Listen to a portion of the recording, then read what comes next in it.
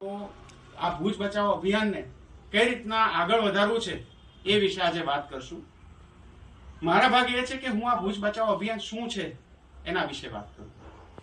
ઘણા બધા લોકોને ભુજ બચાવો અભિયાન વિશે એમ શંકા થાય છે કે આ અભિયાનમાં કંઈક દાળમાં કાળું છે, કંઈક આમાં ગરબડ છે, કંઈક બરાબર નથી, આવી શંકા કુશંકાઓ લોકો વ્યક્ત કરે છે. તો મારે ખાસ વાત કહેવાની થાય કે આ અભિયાન એ માત્ર ને માત્ર એટલા માટે છે કે ભુજના નાગરિકો ભુજ માટે સજાગ થાય. આજે આપણે એક સવાલ પૂછીએ કે ભાઈ ભુજની સૌથી મોટી સમસ્યા કઈ છે.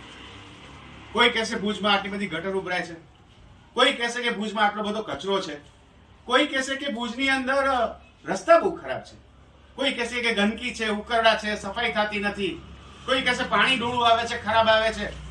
આ બધા પ્રશ્નો આપણને આવશે, પણ મને તમે પૂછશો કે ભુજનો સૌથી મોટો પ્રશ્ન શું છે, તો કદાચ હું આમાંથી એકેનું નામ નહીં લઉં. પૂછો કેમ? તેનું કારણ એ છે કે ખરેખર જો ભુજનો સૌથી મોટો પ્રશ્ન હોય તો એ આ બધી સમસ્યાઓ નથી, પણ સૌથી મોટો પ્રશ્ન એ જ છે કે આપણે ભુજના લોકો ભુજને પોતાનું ગામ ગણતા નથી. એટલે કે ભુજ માટે આપણા મનમાં લાગણી ક્યાંક ખૂટે છે.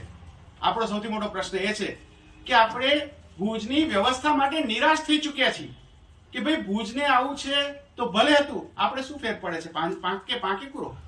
તો આ જે માનસિકતા ભુજના લોકોની થઈ ગઈ છે, એ માનસિકતાને કારણે ભુજ આજે ભોગવી રહ્યું છે. સરકાર ચાહે કોઈ પણ આવી જાય, ચાહે કોઈ પણ પક્ષ આવી જાય, ભાજપ આવી જાય, કોંગ્રેસ આવી જાય, આમ આદમી પાર્ટી આવી જાય, ગમે પાર્ટી આવી જાય, પણ જ્યાં સુધી ભુજના લોકોની માનસિકતા આવી રહેશે કે જેની અંદર લોકોને ભુજની સુખાકારી માટે કઈ લાગતું ઓળખતું નથી, જેની અંદર લોકોને પોતાના ઘરની સામેથી વહેતી ગટર માટે કઈ લાગતું ઓળખતું નથી, જેની અંદર લોકોને ગામમાં કચરાના ઢગ થાય, ઉકરડાના ઢગ થાય, રખડતા ઢોરો હેરાન કરે, અકસ્માતો થાય, એનાથી કોઈ ફેર નથી પડતો. આવું જોવા છતાં પણ આપણે જયારે ઘરે આરામથી ઊંઘી જઈએ છીએ તો ભુજની સૌથી મોટી બીમારી, સૌથી મોટી તકલીફ આ છે. ભુજનો સૌથી મોટો જે પ્રશ્ન છે એ આ છે કે ભુજની જે જનતા છે એ ભુજ માટે જ સંવેદનશીલ નથી, નિરાશ થઈ ચૂકી છે કે ભાઈ ભુજનો કોઈ ઉપાય નથી, આ જેમ છે એમ જ ચાલે. તો દોસ્તો, આ નિરાશાનો શું ઉપાય છે?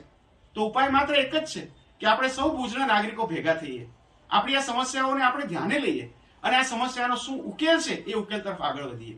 એ ઉકેલ બિન રાજકીય પણ હોઈ શકે અને રાજકીય પણ હોઈ શકે. રાજકીય પક્ષો પોતાની રીતના રાજકીય ઉકેલ લાવવાની કોશિશ કરી શકે, કોઈને યોગ્ય લાગે તો ટેકો કરી શકે, યોગ્ય ન લાગે તો ટેકો ના કરે. પણ સમસ્યાઓ છે, એ સમસ્યાઓ માટે આપણે સૌએ વિચાર કરવો પડે અને એ રીતે જ એ સમસ્યાઓનો ઉકેલ કરવા માટે પણ આપણે ભેગા થવું પડે.